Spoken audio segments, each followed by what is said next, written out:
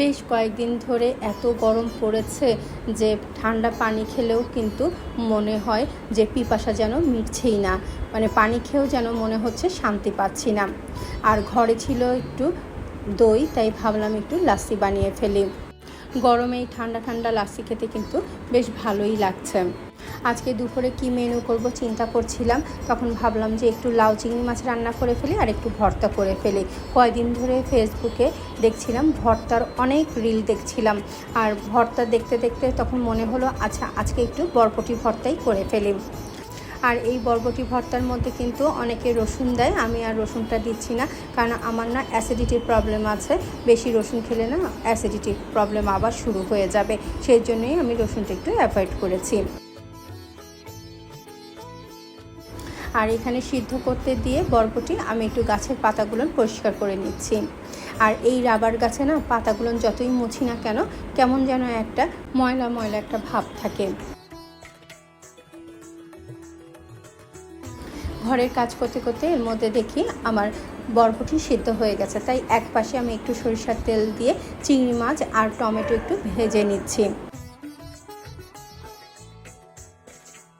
তারপরে ভালোভাবে সব কিছু একসাথে নিয়ে ভালোভাবে ভেজে নিলাম। এতে না ভর্তাটা খেতে বেশি মজা লাগবে।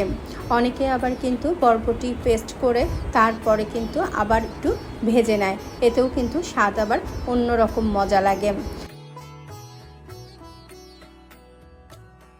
আর আমি না এখানে শুকনো মরিচ খুব কম নিয়েছি, ওই যে বললাম আমার একটু অ্যাসিডিটির প্রবলেম আছে, সেজন্য ঝালটাও একটু কম খাচ্ছি।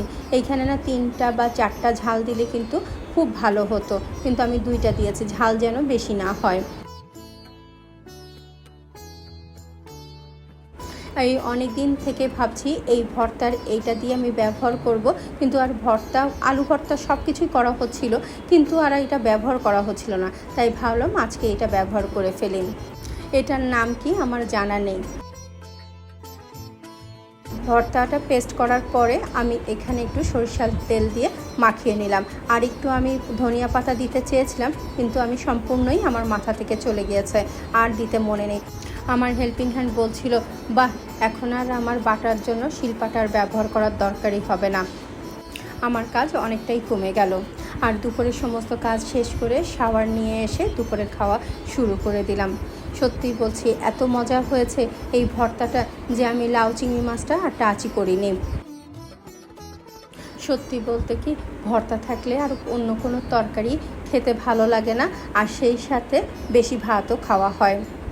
আজকে এতটুকুই, সবাই ভালো থেকো, সুস্থ থেকো আর নিজের প্রতি খেয়াল রেখো।